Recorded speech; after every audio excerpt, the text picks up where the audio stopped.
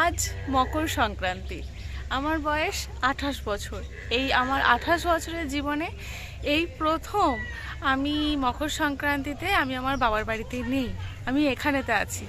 আজকের দিনটা আমার বাবার বাড়িতে ভীষণ একটা বড় মেলা হয়, অনেক কিছু হয়। আগের দিন রাত্রে চাউরি বাউরি রাখা হতো, অনেক কিছু হয়।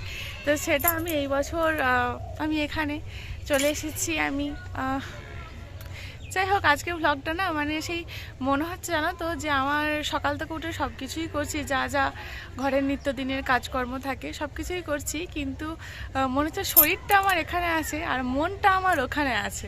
জামা কাপড়গুলো মিললাম। চলো আজকের ভিডিওটা আমি এখান থেকেই শুরু করছি। আশা করি তোমাদের দেখতে খুব ভালো লাগবে। আর তোমাদের সবাইকে জানাই মকর সংক্রান্তির অনেক অনেক অনেক শুভেচ্ছা। এই দেখো পাখিটা এখানটাতে এলো, দেখেছো? এই যে পেঁপে গাছটা, এই পেঁপে গাছের এখানটাতে একটা পেঁপে হয়েছে যেহেতু, তো পেঁপেটা পেকে গেছে, তার জন্য এই যে এটা হচ্ছে কোকিল, কাক কিন্তু নয়। কোকিলে এসে দেখো কত সুন্দর করে খাচ্ছে। আমি একটু দেখানোর চেষ্টা করি তোমাদের।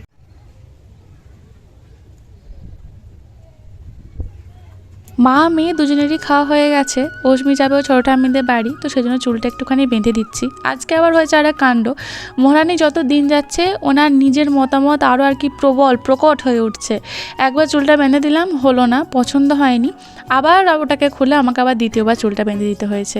মা আমি একসাথেই খেয়ে নিয়েছি আজকে। এখন সেটাই চেষ্টা করছি, যখন অস্মিকে খাওয়াবো আমিও তার সাথে সাথে খেয়ে নেওয়ার চেষ্টা করছি। নাহলে কাজের মধ্যে কাজ করতে করতে করতে করতে প্রচুর বেলা হয়ে যাচ্ছে, খেতে প্রচুর অনিয়ম হয়ে যাচ্ছে। সেই জন্য গত এক সপ্তাহ আগে আমি পেটের যন্ত্রণায় প্রচুর ভুগেছি। এত ওষুধ, মানে অ্যাসিডিটির ট্যাবলেট, ডাইজিন, হ্যানা তেনা প্রচুর ওষুধ খেয়েও পেটের ব্যথা আমি কন্ট্রোল করতে পারছিলাম না। মাকে শরণাগত হলাম, তারপর মায়ের টোটকা ফলো করে আমার পেটের ব্যথা কম হয়েছিল জানো।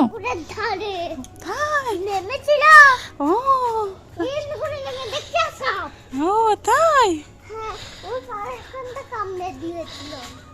যাও।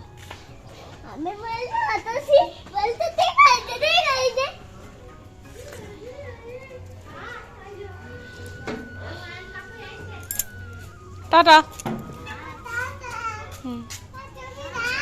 টাটা।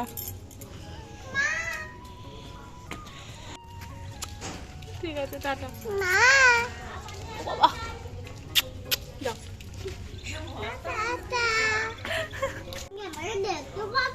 না যাও। আচ্ছা ঠিক আছে। পুতুল, আমার পুতুল, আমার জ্যান্ত পুতুল। আচ্ছা ঠিক আছে, চলো টাটা। অস্মিকে দিয়ে সোজা চলে এলাম রান্না বসাতে। গত কয়েকদিন আগে আমি তোমাদেরকে বলছিলাম আমার উনুন ধরানোর নতুন টেকনিক এটা আমি আবিষ্কার করেছি, ভাবলাম সেটাই তোমাদের সাথে শেয়ার করি। সব থেকে ইজিয়েস্ট ওয়ে, একটা ছোট ঘুঁটে, তার মধ্যে একটুখানি কেরোসিন আর বাস, তার মধ্যে একটুখানি আগুন দিয়ে দেওয়া। কারণ ঘুঁটেটা না বেশ অনেকক্ষণ ধরে কিন্তু জ্বলে, সেই জন্য তাড়াতাড়ি করে আগুনটা যে নিভে যাবে, মানে ওই ধর করে যেটা আগুন নিভে যায়, তো তার কোনো অসুবিধা হবে না এই টেকনিক ফলো করে। মানে আমার সব থেকে ইজিয়েস্ট লেগেছে। তো এখন আমি এই কয়েকদিন ধরে এটাই ফলো করছি। ছোট ছোট টুকরো যেগুলো থাকে তো সেগুলো দিয়ে দিই। এই টেকনিকটা তোমাদের শেখানো, যেগুলো একদম সহজে ধরে যাবে হালকা পাতলা, তো সেগুলো দিয়ে প্রথমে ধরানোর চেষ্টা করবে। এইভাবেই আমি উনুন ধরাচ্ছি জানো। এখন আমি মোটামুটি এই টেকনিকটা ফলো করে বেশ ভালোই উনুন জ্বালাতে শিখে গেছি। পিঠে, মকর সংক্রান্তি আজকে পিঠে দেখাবো না বা পিঠে খাবো না তা তো কখনো হতে পারে না। তবে আজকে আমি মা হয়েছি, মা এই সেন্সে বলছি, আমি অস্মির মা সেই সেন্সে বলছি না, এই সেন্সে বলছি যে আমার মাকে আমি প্রত্যেক দিন এই মকর সংক্রান্তির দিনে দেখেছি ভোরবেলা মা স্নান করে, আর তখন আমরা তুসু করতাম। আচ্ছা, কারা কারা তুসুলা করতে আমাকে একটুখানি বলো তো। সারা মাস ধরে, মানে সারা পৌষ মাসটা ধরে তুসুলা করতাম। আর সেই তুসুলার শেষ দিন মানে মকর সংক্রান্তির দিন ভোরবেলায় মানে সারা রাত জাগা হতো। মকর সংক্রান্তির দিন আগের দিন চাউরি বাউরির একটা নিয়ম আছে, সেটা তোমরা আমার আগের বহুবার ভিডিওতে দেখেছো। তো এই বছরই তো আমি শুধুমাত্র যেতে পারলাম না। তো তখন তুসু সাজানো হতো খুব সুন্দর ফুল টুল দিয়ে, তারপর সেই তুসুকে ভোরবেলায় ভাসানো হতো। তারপর তুসু ভাসিয়ে এসে ভোরবেলায় মকর স্নান করে কাঁপতে কাঁপতে আগুন পোহাতে পোহাতে যখন বাড়ি ফিরতাম, তখন দেখতাম মা এরকম মাটির উনুনেতে পিঠে ভাজছে। আজকে আমি প্রথমবার পিঠে ভাজছি, আমি এতকাল মাকে দেখেছি এবং মাকে দেখি শিখেছি, এবং মার এইভাবে পিঠে ভেজে দিত সকালবেলাতে। আমরা একদম রোদে বসে বসে কাঁপতে কাঁপতে খেজুর গুড় দিয়ে এরকম পিঠে ভাজা খেতাম। ওই সর্ষের তেল, তার মধ্যে কিছুটা জিরে, বেশ অনেকটাই আর কি জিরে, আর তার মধ্যে শুকনো লঙ্কা, তো সেটা ফোড়নে দিয়ে, আর তার মধ্যে আমি হলুদটাও দিয়ে দিয়েছিলাম। তো হলুদটা দিয়ে এবারে ভালো করে পিঠেগুলোকে ভেজে নিতে হবে। মানে এটা যে কী স্বাদ, আজকে আমি ইচ্ছা করে এটা করছি। মানে ওখানে যেতে পারিনি তো কি হয়েছে, তো এখানেতেই একটুখানি করতে ইচ্ছে হলো যে আমার মেয়েটাও একটুখানি খাবে। তবে উনি মহারানী একটাও মুখ দেননি, যাই হোক আমিই খেয়েছিলাম। তবে জানো তো আজকে সকাল থেকে আমার মনটা খুবই খারাপ, মানে কাজকর্ম সব এখানেতেই হচ্ছে, রয়েছি আমি এখানে, কিন্তু মনটা সেই আমার ওখানেই পড়ে আছে। একটু একটু করে কাজ করছি আর একটু একটু করে ফেসবুক খুলে খুলে দেখছি যে আমার মঙ্গলপুরের যদি কেউ একজন কোনো ছবি টবি দেয়, একটু ভিডিও মেলা শেয়ার করে তাহলে তো খুবই ভালো হয়, আমি এখান থেকে বসে বসে দেখতে পাবো। আজকে আবার আমি প্রথমবার দুপুরবেলাতে ফেসবুকে লাইভেও এসেছিলাম, তো ভীষণ আমার মানে মনটা আজকে খুবই খারাপ। তো যাই হোক চলো, পিঠেগুলো আমার ভাজা হয়ে গেছে, এবার নামিয়ে নিই। এই যে দেখো পিঠেগুলো কত সুন্দর করে ভেজেছি, মানে পুরো মানে দিন যত দিন যাচ্ছে আমি পুরো সেই আমার মায়ের জেরক্স কপি হয়ে উঠছি। ভাতটাও বসিয়ে দিলাম, পিঠেটা ভাজা হয়ে যাওয়ার পর কোনো কাজই আমার মন বসছে না। তো এই ভাতটা বসাতে গিয়ে কি হয়েছিল জানো, ওই যে কড়াইটা রেখেছি আর এই জায়গাটা তো একটু সংকীর্ণ, সেটা তোমরা দেখেছো যেখানটাতে আমি রান্না করছি। তো সেই জন্য এমনভাবে এই গরম কড়াইটার মধ্যে হাতটা আমার লেগে গেল, সাথে দেখো ফোসকা উঠে গেল। এই যে কি জ্বলন, কি কষ্ট আমার হচ্ছিল। তো সাথেই একটা ওই কি বলবো, এরকম একটা বাম না মলম টাইপের আর কি এনে দিয়েছে অস্মির বাবা। এটা অস্মির জন্য বিশেষ করে, যে অস্মি কখনো ধূপে প্রদীপে তখন খুব হাত দিয়ে দিত। যদিও এখন একটু বড় হয়েছে, বুঝতে শিখেছে যে ওই সব জিনিসে হাত দেওয়া যাবে না। তো অস্মিরই আর কি মলমটা নিয়ে এলাম, সিলভারেক্স না কি একটা মলম, তো সেটাই নিয়ে এসে একটুখানি হাতের মধ্যে দিলাম যাতে জ্বলনটা একটুখানি কমে। মানে বুঝতেই পারছো আজকে আমি খুব অন্যমনস্ক, নাহলে তো প্রতিদিনই এখানেতে কাজকর্ম করি, কিন্তু আজকে এতটাই অন্যমনস্ক যে এই কাণ্ডটা আমার হয়ে গেল। এটা যদি আমি আমার মঙ্গলপুরে থাকতে এরকমটা হতো, ছুটে দৌড়ে গিয়ে মাকে আগে দেখাতাম যে মা দেখো এরকমটা হয়েছে, কান্না কাটি কতই নাকে না কাঁদতাম। কিন্তু এখন তো কিছু করার নেই, হাতের চুড়িটা হাত থেকে খুলে নিলাম জানো, কারণ শাঁখা পলাটা মোটামুটি একটুখানি টাইট করে রাখলেও কিন্তু চুড়িটা বড্ডই সবসময় নেমে আসছিল, তো একটু ঘষা লাগছিলো, খুব ব্যথা হচ্ছিলো, তো সেই জন্য চুড়িটা খুলে রেখে দিলাম। কিন্তু এখন যেহেতু আমি শ্বশুরবাড়িতে আছি, তো সেহেতু এই ব্যথা জ্বালা যন্ত্রণা নিয়ে আমাকে আজকে কাজকর্মগুলো সব কিছুই কমপ্লিট করতে হবে। আজকে হবে খাসির মাংস। কিছু ফেস্টিভ্যাল আছে বা কিছু দিন আছে যে দিনগুলোতে আমাদের বাড়িতে খাসির মাংস হবেই। শুধু আমাদের বাড়িতে না, মানে আমাদের গ্রামে সব জায়গাতেই, মানে এই মকর সংক্রান্তির দিনে মাংস হবেই, মানে খাসির মাংস হবেই। তো সেই জন্য আজকে খাসির মাংস হবে। তো আমার শ্বশুরমশাই খাসির মাংসগুলো টুকরোগুলো একটু বড় ছিল, তো সেগুলো একটু ছোটো পিস করে আমাকে দিয়ে গেলেন, আমি একটু পরে রান্না করব। আর এই যে সেই ভাজা পিঠে, একটুখানি খেজুর গুড় নিয়ে এসে এখন আমি একটুখানি খাচ্ছি। ভাতটা ফুটতে আর কি মানে লেট করছে, যতক্ষণ ভাতটা ফুটছে ততক্ষণ ভাবলাম যে একটুখানি পিঠে ভাজাগুলো খেয়ে আসি। তবে এই বছর তোমরা অনেকে হয়তো দেখে বলবে যে দিদি পিঠে খাচ্ছে, এই বছর কিন্তু আমাকে পিঠে খেতে নেই মানে হলো পুর দিয়া পিঠে খেতে নেই। তো সেই জন্য আর পিঠে আমাকে এবছর বানাতেও নেই, তো সেই জন্য বানিয়েছে তোমার শাশুড়ি মা। তো আমার জন্য পিঠে বানিয়ে দিয়েছে ওই পুর ছাড়া, মানে ভেতরে কিন্তু কোনো পুর নেই, তোমরা লক্ষ্য করলে দেখতে পাবে। তবে যে পিঠেগুলো আমার একটুখানি ডাউট হচ্ছিল যে একটু পুর থাকতে পারে, তো সেগুলো আমি একটুখানি ভেঙে দেখছিলাম। আর যদি পুর থাকছিল তখন সেগুলো খাচ্ছিলাম না, আর যেগুলো পুর নেই তো সেগুলো আমার জন্য। খেতে খুবই ভালো লাগলো, যে হ্যাঁ একই রকম বেস্ট টেস্ট একই রকম লাগলো, কিন্তু তাও মনে হচ্ছে সবাইকার সাথে বসে ওখানেতে পিঠে খেলে খুব ভালো লাগতো। যাই হোক চলো, পিঠে খাওয়া হয়ে গেছে, এরপর মাংসটা বসিয়ে দিই। জানো এই মকর সংক্রান্তির দিনে আমাদের গ্রামে, মানে আমার বাবার বাড়ির গ্রামে প্রচুর বড় করে মেলা হয়। অনেকেরই হয়তো মনে থাকবে, আচ্ছা কার মনে আছে আমাকে একটুখানি জানিয়ে তো। কত সুন্দর আমরা মেলা ঘুরতে যেতাম, কত কিছুই না হতো, আনন্দ করতাম, মজা করতাম। আমার বয়স হয়েছে 28 বছর, এই 28 বছরের জীবনে এই প্রথমবার আমি মেলার দিনে আমার বাড়িতে থাকলাম না। আমি নেই আমার মেলা, আমি মেলা দেখতে যাব না, মেলা ঘুরবো না, মানে এই মকর সংক্রান্তির দিনে আমি আমার বাড়িতে নেই, চাউড়ি বাউড়ির দিনে আমি আমার বাড়িতে নেই। এই প্রথমবার এরকমটা হলো। তো মনটা আমার খুবই খারাপ। যাই হোক চলো, কিছু করার নেই, কাজকর্মগুলো তো নিজের ছন্দে যেমন এগোনো তেমন তো এগোচ্ছেই।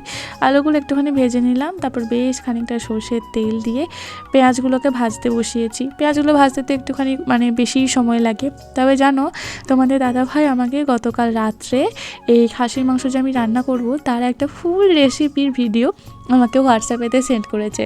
তবে সেটা প্রেশার কুকারেতে করা রয়েছে। তো আমাকে তোমাদের দাদাভাই বললো যে প্রেশার কুকারের মধ্যে আর কি খাসির মাংসটা করে নিও, তাহলে খুব ইজিলি হয়ে যাবে এবং খুব তাড়াতাড়িও হবে। আমি ভাবলাম যে আবার প্রেশার কুকারে করতে যাব, এখানে যখন উনুনটা ধরিয়েই দিয়েছি তো ভাবলাম যে এখানে দিয়েই করে নিই।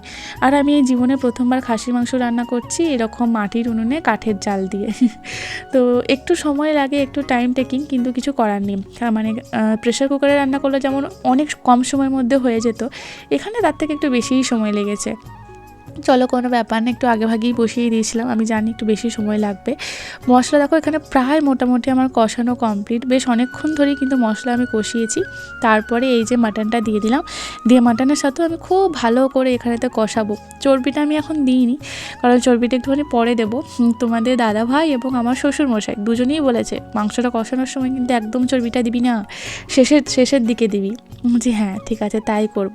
নুনটা দেওয়ার পর প্রচুর পরিমাণে জল বেরোয়, মানে খাসির মাংসই বলো বা চিকেনই বলো যাই বলো, এই নুনটা যখন তুমি মাংসে দেবে দেখবে এত পরিমাণে তোমার জল বেরোবে, সেই জল শোকাতেই অর্ধেক মাংস সিদ্ধ হয়ে যায়।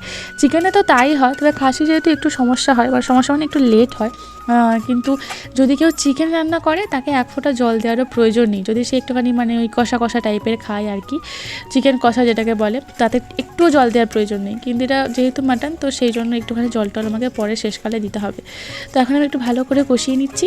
দেখো প্রায় জলটা শুকিয়ে এসেছে আর রঙটাও বেশ মোটামুটি ভালোই এসেছে, যদিও এর মধ্যে আমি এখনও পর্যন্ত মানে টমেটো ছাড়া অন্য কোনো মানে কালার আসার জন্য কিছুই দিইনি, না দিয়েছি শুকনো লঙ্কা না গুঁড়ো লঙ্কা, লঙ্কার কোনো ছিটেফোঁটা নেই, কারণ এটা অসমিও খাবে। লঙ্কাটা দেবো শেষে দেবো। তো আলুগুলো যেগুলো ভেজে রেখেছিলাম সেগুলো আমি এখন এর মধ্যে দিয়ে দিলাম, কারণ একটু চেয়েছিলাম এর সাথে কষানোর জন্য। তো আলুগুলো বেশ ভালো করে কষিয়ে নিয়ে এরপর আমি একটুখানি মানে শেষের মানে আজ যেহেতু আমি কষাবো না, জলটা দেখছো প্রায় টেনেই গেছে, তলায় একটু লাগা মতো হয়েও গেছে। তো এই সময় দিয়ে আমি দিয়ে দিয়েছিলাম চর্বিটা। তো যদিও চর্বি খাওয়া ভালো নয়, কিন্তু কিছু করার নেই, তুমি যখন কিনতে যাবে তখন তোমাকে সব কিছু আর কি মিশিয়ে দেবে, তো নেবো না বললে উপায় নেই, নিতে তোমাকে হবেই। তো যাই হোক চলো, তোমাদের দাদাভাইয়ের তো আরও আর কি এই সমস্ত কিছু খাওয়া চলবে না, তোমাদের দাদাভাইয়ের খাসির মাংস মানে রেড মিটটাই চলবে না।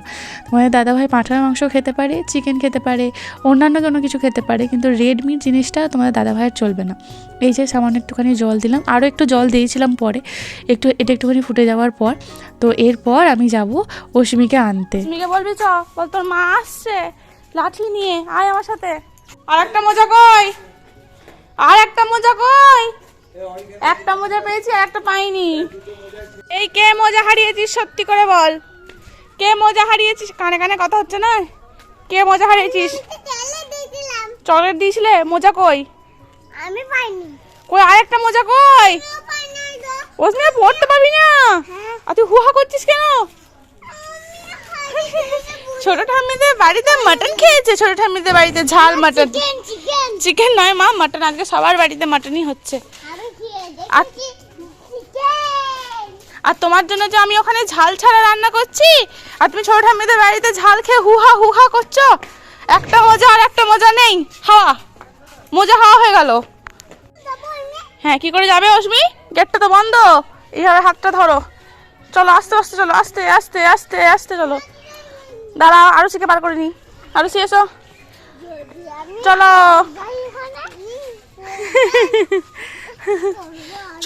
চলো। এইখানটাতে অস্মি এত পড়ে যেত, যাক ঢালাইটা হয়ে অস্মি অন্তত পড়বে না। হাত পা ছিঁড়ে অস্মির অস্থির এই জায়গাটাতে।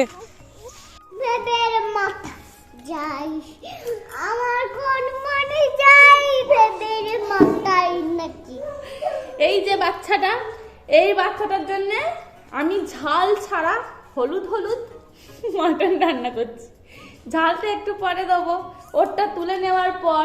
কিন্তু যার জন্য আমি রান্না করছি ঝাল ছাড়া, সেই কিনা ছোট কাকিমাদের বাড়িতে গিয়ে ঝাল দেওয়া মাটন খেয়েছে, হু এমন জিভটা বাড়াচ্ছে, মনে হচ্ছে জিভটা কেটে পড়ে যাবে। ঝালেতে সে যত চারিদিকে হোয়াক হোয়াক করছে আর ঝালে হু হা করছে। এই যে হয়েছে, হ্যাঁ হয়েছে। আরুষি, আমি, মা, আমি, আরুষি নানি আর মা, আরুষি রানী আর মা, উইমি আনি, অস্মি রানী আর আমি কে হই তোমার? ভালো মা, আমি ভালো মা। যখন মা না করে মা স্নানটা করো। ওরে নানি, ওরে নানি, উই লাঠিগুলো ছেড়ে হাত লেগে যাবে, লাঠিগুলো ছেড়ে হাত লেগে যাবে, চোখ মুখে লেগে যাবে, চোখ মুখে লেগে যাবে বাবা, অন্য কিছু নিয়ে খেলা করো, চোখ মুখে লেগে যাবে। ঠিক আছে চলো স্নানটা করে দিই অস্মিরানীকে, অস্মিরানীকে স্নান করিয়ে দি, অস্মিরানীকে স্নান করিয়ে দি। অস্মিরানী চলো স্নান হবে, স্নান হবে। এই বাচ্চাটা সকালটুকু রাত পর্যন্ত এই বাচ্চাটাই দুষ্টুমি করে, দুষ্টুমি করে, এই বাচ্চাটা দুষ্টুমি করে, এই বাচ্চাটা দুষ্টুমি করে, খুব দুষ্টু এই বাচ্চাটা। আর বাবাকে বলবো নাকি বল, আর গাছারও বলবো নাকি একটা মজা হারিয়ে দিয়ে চলে এসেছে, আর একটা মজা ঘরে রয়েছে, এবার কি করবি? মানে এবার যদি তুমি মজা হারাও আমি কোথায় অত মজা পাবো বলো? আমি তো মজা পাবো। চলো স্নান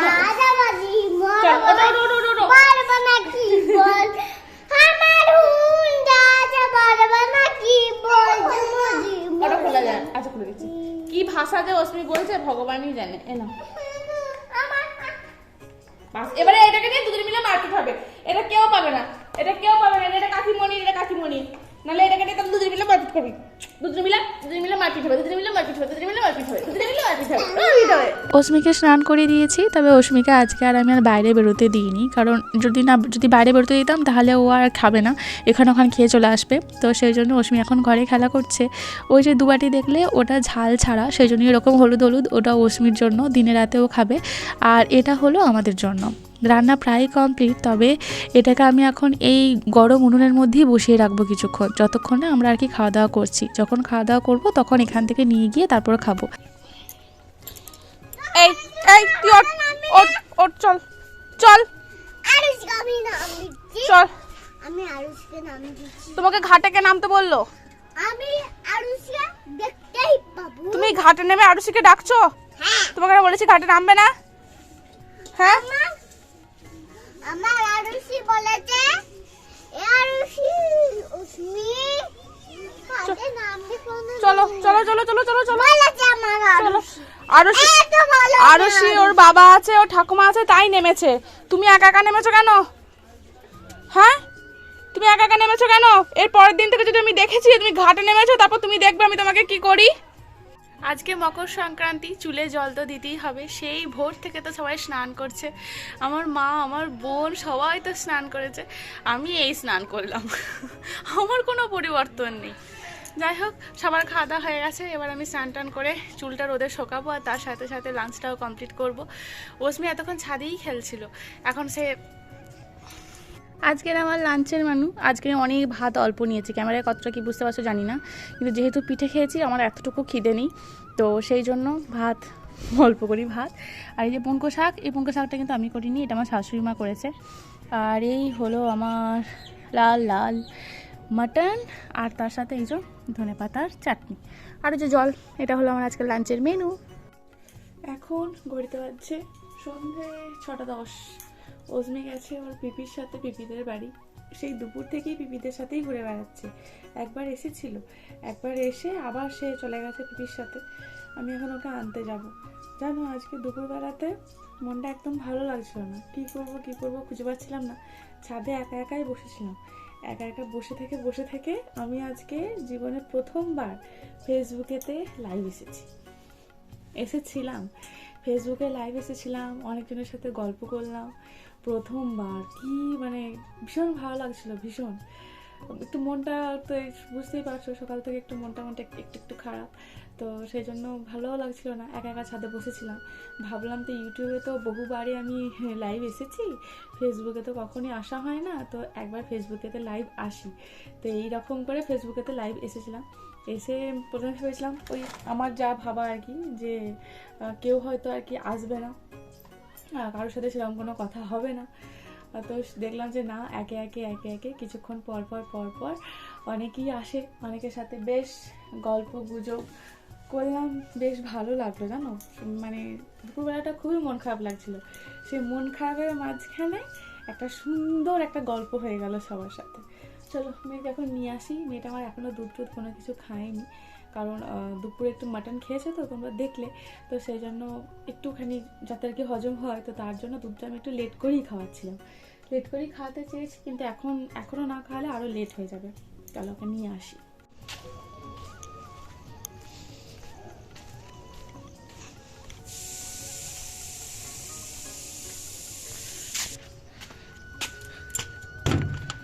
অস্মি কই, অস্মি কই? এই সত্যি করে তো দেখতে পাচ্ছি না তো। অস্মি কই রে? চল বাড়ি চল। তুই আবার মাংস খেয়েছিস? না দুধটা খাবি না? কষ্ট করে খাওয়ার কি দরকার গো। আর এদিকে আমি আজহারা রান্না করছি। মাংস গরম হচ্ছে এসো বাবা, চলো চলো চলো, উঠে এসো তুই ঘুমিয়ে যাবি আমি জানি। ঝালে বিষ, হ্যাঁ চোখে জল বেরোচ্ছে। আমি বলছি তোর কারণে অত কষ্ট কর। ঝাল খেয়ে চোখে জল বেরোচ্ছে। সাবধানে, আমাকে দে লাইটটা, আমাকে দাও লাইটটা। কেন? তোমার নিলে ভারী হবে। ও আমার ভারী লাগবে, তোমার ভারী লাগছে না? উফ সত্যি দেখে দেখে চল, অস্মি যেন পড়ে যাস না। ওকে কোলে করে। আর ওখানে না সামনে দেখ, ওই অন্ধকারে ওখানে তো শেয়াল আছে, তুমি তো জানো। আমাকে দিয়ে দাও, নাহলে তুমিও পড়ে যাবে আর ওই লাইটটাও পড়ে যাবে। ঘরেতে বাড়িতে ভেতরে গিয়ে তুমি ওকে কোলে করবে। চলো, শিয়াল আছে আর মোজা আমার হাতে। আমি এখানটা ধরি। আচ্ছা আমাকে ছেড়ে দাও না। তোমার নিলেই আবার ভারী হবে। আচ্ছা দাঁড়াও, এখানে দেখেছো কিরকম সব রাস্তাটা ঢালাই করেছে না, তো সেই জন্য এদিকে করেছে। এদিকে এসো মা, যেদিকে লাইট দেখাচ্ছে সেই দিকে এসো। আস্তে করে মা হাত ধরেছে। হ্যাঁ, আরে এটাকে নিয়ে তুমি পেরোতে পারবে না। আচ্ছা কি মুশকিলে আমি পড়লাম তো। দেখে চলো। এখানে শুনলো। এখানে শুকনো, এই রাস্তা পুরোটা ঢালাই হয়ে গেছে, খুব ভালো হয়েছে। হ্যাঁ যাচ্ছি। আর শিয়ালটা কোন দিকে থাকো? কোথায় থাকে শিয়ালটা? হ্যাঁ এই বনটাতে শিয়াল থাকে, অস্মি জানে তো। চলো সাবধানে চলো। তবু লাইটটা আমাকে দেবে না। আর এই মোজা আমি দেখো পরিয়ে পাঠালাম, এই যে হাতে করে এখন নিয়ে যাচ্ছি। চলো আস্তে চলো। অস্মিকে বলেছি যে অস্মিকে না আমি এখন একটা সারপ্রাইজ দেবো। অস্মি কি সারপ্রাইজ বলো তো? তোমার কি হারিয়ে গিয়েছিল বলো? মজা। অস্মির এই একটা মোজা, নোংরা মোজা, যেটা অস্মি হারিয়ে ফেলেছিল। ঠিক আছে, একটা মোজা তখন সকালবেলা খুঁজে পেলাম, আর একটা পাইনি। বিকেলবেলায় সন্ধ্যের আগে নিজেই খুঁজে পাচ্ছিলাম না। এই হচ্ছে আর একটা, মানে এই একটা আর এই একটা। এই বাচ্চাদের যখন মোজা হারিয়ে যায়, প্রত্যেকটা মা আমাকে সত্যি করে বলো তো কিরকম লাগে। এক জোড়ার মোজা, এইটাই তোমার সারপ্রাইজ। না আমার বল। আমাকে অতসী এসে বলছে জানো আমি পুরো ভয় পেয়ে গেছি। অস্মি একটা মোজা তো আমি পেয়েছি ছোটো কাকিমাদের বাড়ি থেকে, আর একটা মোজা আমি পেয়েছি। অতসী আমাকে বলছে মাটির ভেতরেতে অস্মি ঢুকিয়ে রেখে এসেছিল। প্রথমে এই যে এরকম হালকা হালকা গ্লিটারের মতো দেওয়া আছে, বলছে প্রথমে ভেবেছি আমরা সাপ, তারপরে লাঠি করে নাকি ওরা এরকম খোঁচাখুচি করেছে, তারপরে বেরিয়ে এসেছে অস্মির মোজা। সাপ নয়, অস্মির মোজা। অস্মি একটা মোজা রেখে এসেছে ছোটো ঠাম্মিদের বাড়িতে, আর একটা মোজা রেখে এসেছে মাটির ভেতরে। আর অস্মির পিপি, সায়নিকা পিপি, অস্মিকে নতুন বছরে এই একটা বাটারফ্লাই ক্লিপ গিফট করেছে। পছন্দ হয়েছে? সারা দুপুরে এটাই এটে ঘুরে বেরিয়েছে। সায়নিকা পিপি।